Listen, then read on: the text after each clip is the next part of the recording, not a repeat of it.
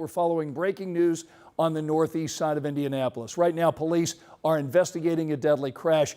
I want to give you a look at the scene. This is along I-465, just south of I-69. Right now, traffic is restricted in this area. This crash happened a couple of hours ago. Tonight, INDOT is confirming at least one person has died.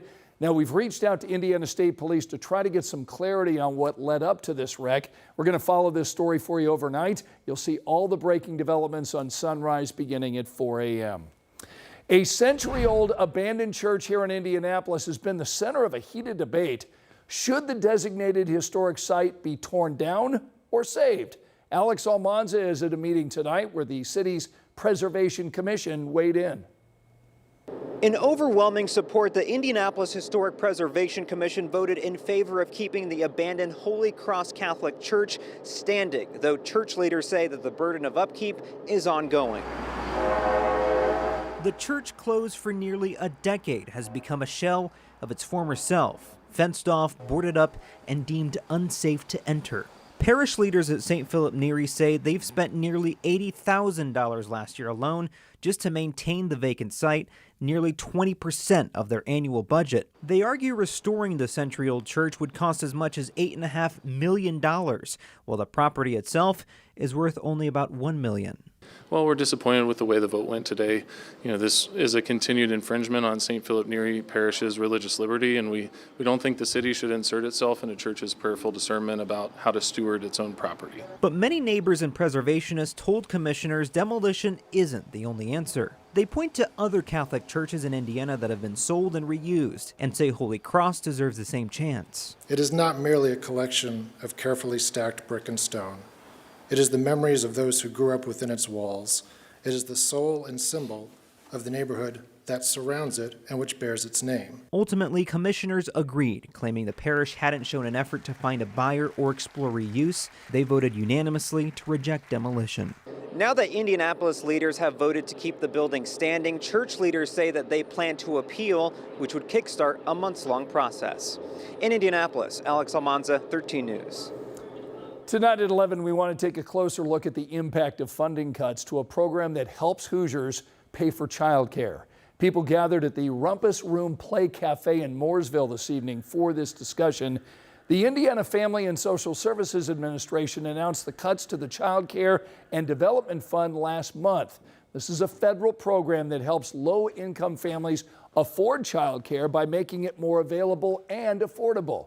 Now parents and providers are worried about what these cuts mean for Indiana families. They hope the decision makers in our state have a true understanding of this issue.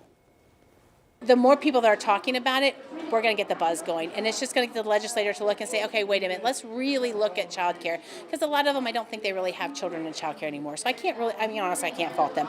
We just have to educate them, which luckily, that's what we do. We're educators. About 55,000 Indiana children were on vouchers from this program as of July.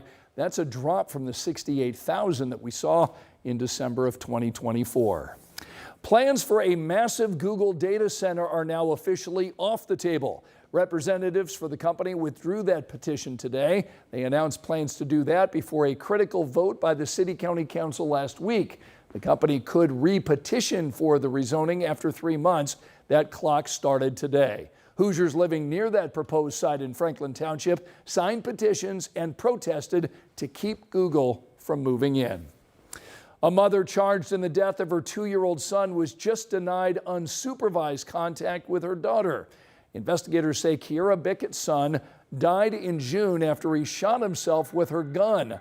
She's charged with neglect in August and is allowed supervised contact with her 9-year-old daughter. The judge in the case denied the request, though, for unsupervised visits because the girl is a witness in the case. Bickett is expected back in court next month. Angela? Scott, mainly 60s on the map right now. Aside from Indianapolis at 70 and Bloomington at 58, we have 64 in Columbus and Shelbyville, down to 61 degrees. Richmond, 60 Portland, 65 Crawfordsville, and 61 in Kokomo. If you needed a sweatshirt this morning for an hour or two, grab it for tomorrow morning at the bus stop. Morning temperatures, middle and upper 50s.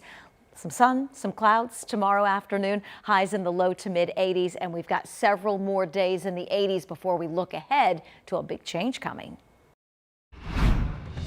Here's a look at the other stories making headlines right now. A jury just found a man guilty of shooting and killing a person on Thanksgiving in 2023. Ephraim Edmondson was charged with several counts, including murder. The shooting happened at an apartment complex near 10th and Shadeland. Police say Edmondson later admitted to the shooting, saying he and the victim were fighting before the gunfire. Edmondson is now set to be sentenced next month. Tonight, Johnson County is without 5 deputy coroners. They resigned as the coroner Mike Pruitt returned to work. Pruitt is not facing criminal charges, but the mother of a 17-year-old girl has a protective order against him, claiming repeated unwanted contact with the girl. State police are now investigating. Pruitt says he understands the deputy's decisions, and he is now looking to fill those positions. Tonight, 15 ICE detainees are at the Miami Correctional Facility in Indiana. The Department of Correction leaders confirmed tonight the prison could house as many as 100 detainees by the end of this week. The state of Indiana plans to charge the federal government $291 every day for each person it holds.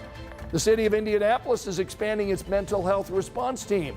This is a group of licensed professionals who respond to nonviolent mental health calls without a police presence. This team will now head to calls in IMPD's Southeast District. That program launched in 2023. Elanco Animal Health just opened up its new global headquarters on the southwest side of Indianapolis. It's located near the old GM stamping plant.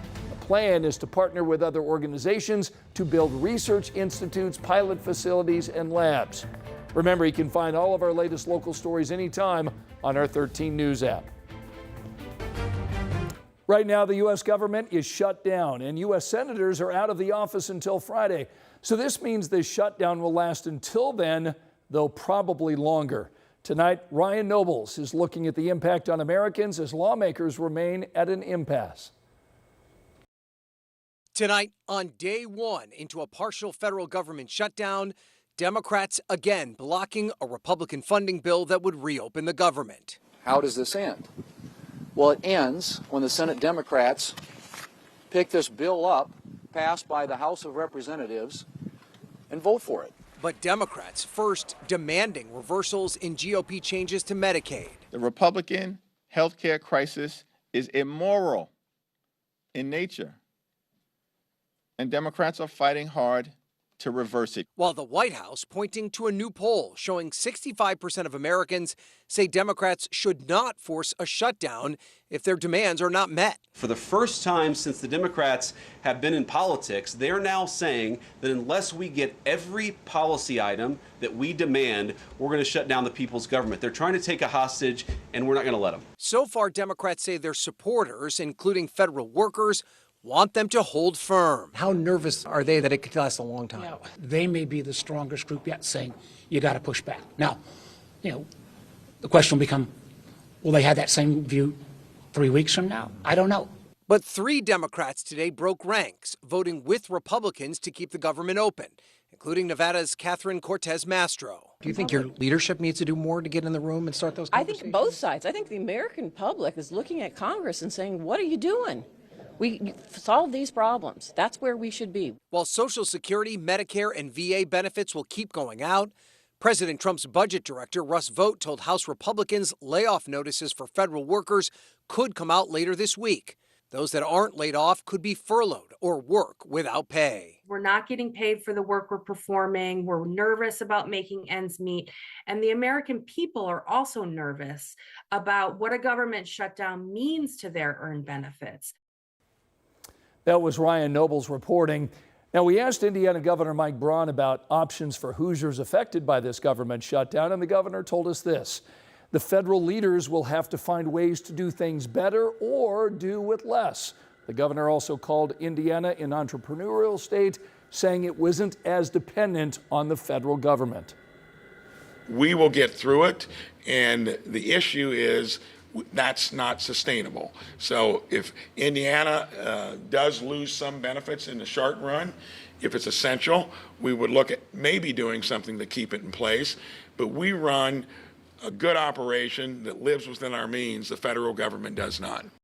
Now, according to the U.S. Office of Personnel Management, Indiana has close to 23,000 federal civilian employees across several federal agencies.